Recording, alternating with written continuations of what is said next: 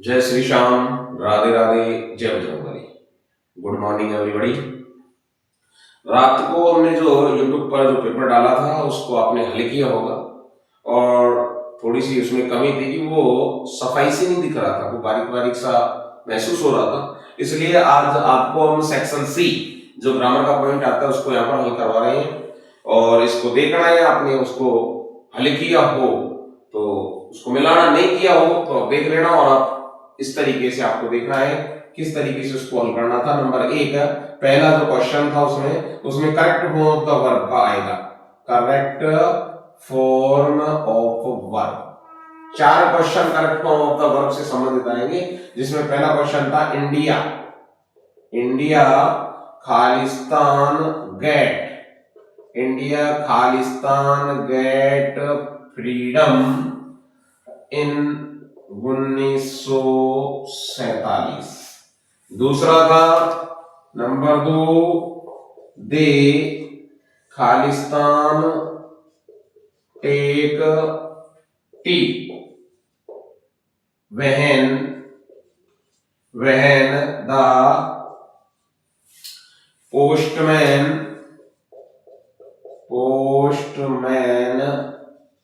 ring the bell। इस तरीके से था। नंबर 3, तीसरा क्वेश्चन था the board Khalistan announce the result next month। और क्वेश्चन नंबर 4, चौथा था look an old man Khalistan run after the bus to catch it।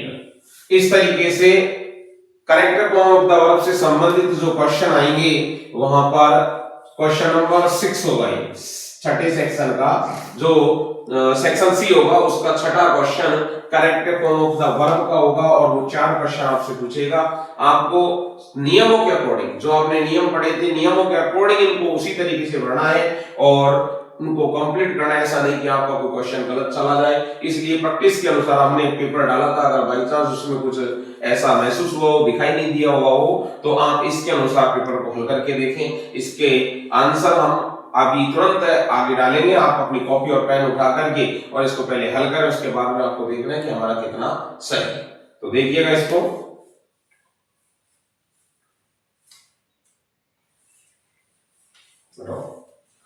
Answer अभी डालेंगे हम।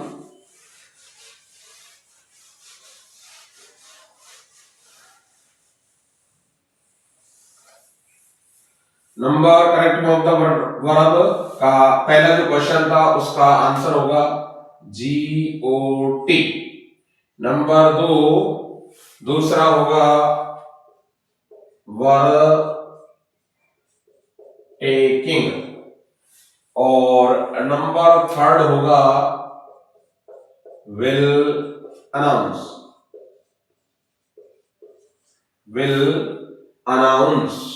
और नंबर 4 उसका आंसर होगा is running.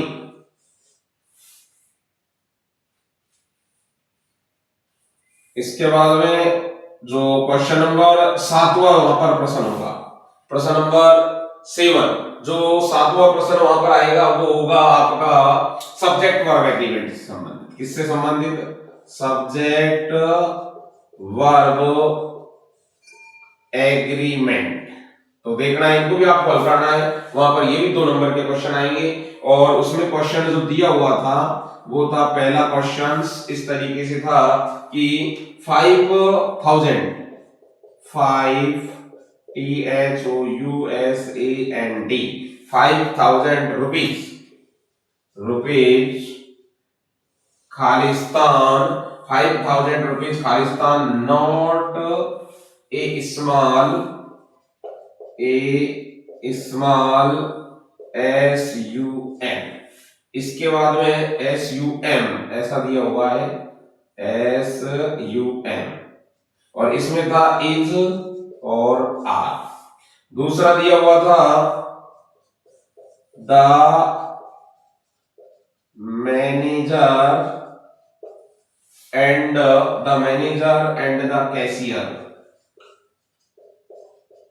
The manager and the cashier escaped.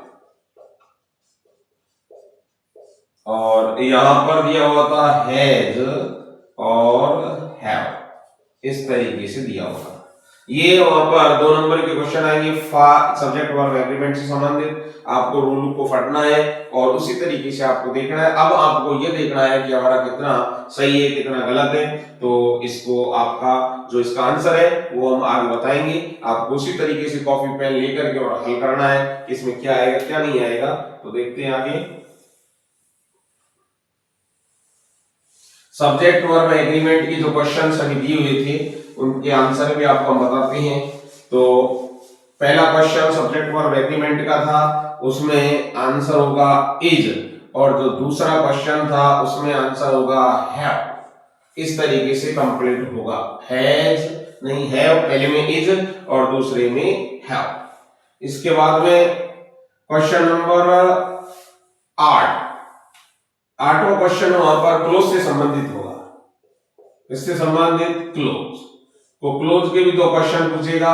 पहला क्वेश्चन होगा I like the school, I like the school जो paper में हमने दिया हुआ था।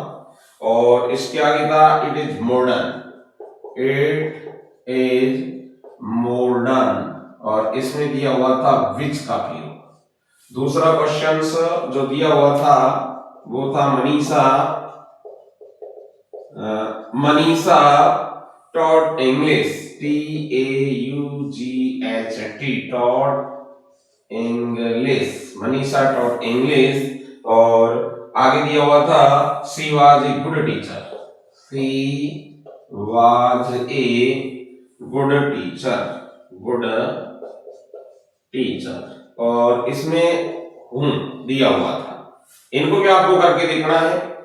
इस तरीके से क्वेश्चन था, आंसर आपको बताएंगे आगे। तो देखिएगा।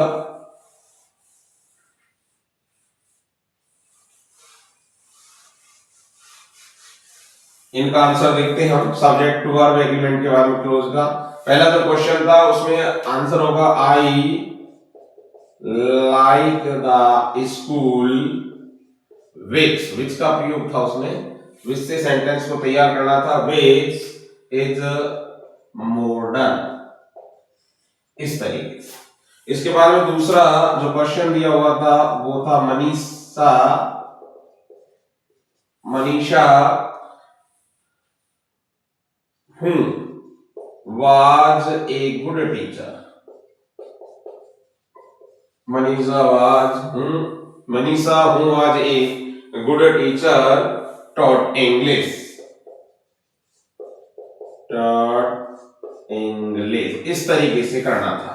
इसके बाद में क्वेश्चन नंबर 9 आएगा।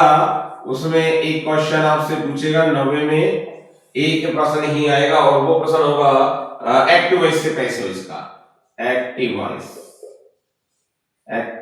वॉइस एंड पैसिव वॉइस, इस तरीके से active voice and passive voice. पहला क्वेश्चन, इसमें एक ही क्वेश्चन होगा, I wrote the letter in English, इस तरीके से। ठीक है, अब देखो किस तरीके से करना था, इसको भी आपको बताएंगे। तो आप देखिएगा इसको और हल करके देखना, इसी में ही आगे बताऊंगा। तो देखिएगा एक्टिव वॉइस से पैसिव वॉइस का जो आंसर होगा 1 नंबर का वहां पर ये प्रश्न होगा। तो वहां पर इसका आंसर होगा, answer active voice passive voice का जो पहला क्वेश्चन था उसका आंसर होगा द लेटर। इसके बाद में हेल्पिंग वर्ब लगेगी इसमें वॉच, थर्ड फॉर्म होगी रिटन इन इंग्लिश बाय मी। इस तरीके इसका आंसर होगा। इसके बाद में एक क्वेश्चन और आएगा, क्वेश्चन नंबर 10, और वो होगा रिपोर्टेड स्पीच, जिसको बोलते हैं डायरेक्ट एंड इनडायरेक्ट।